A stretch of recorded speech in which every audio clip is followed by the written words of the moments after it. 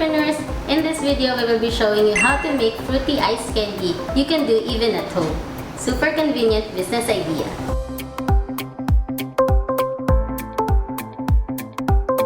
For this video, mango ang gagawin natin.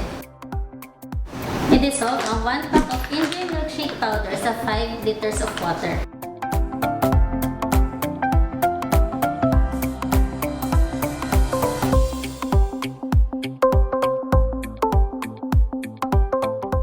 Gumamit ng measuring cup and using a funnel, i-transfer ito sa inyong ice candy plastic.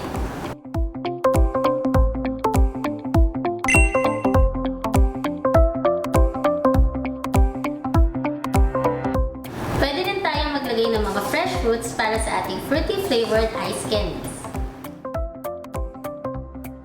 Yung iba, nag-a-add pa sila ng cornstarch or condensed milk, pero nakadepende na ito sa inyo. Pero kaya na ng inJoy milkshake lang. Creamy na at parang ice cream.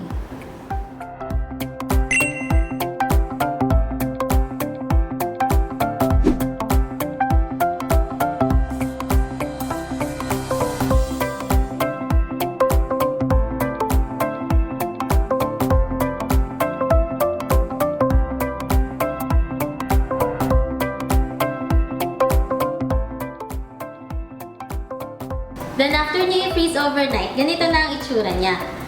Pwede nyo ibenta for 8 to 12 pesos depende sa inyong area. Saktong side hustle, di ba?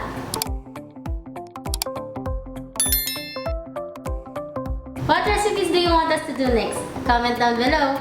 Thanks for watching. Bye!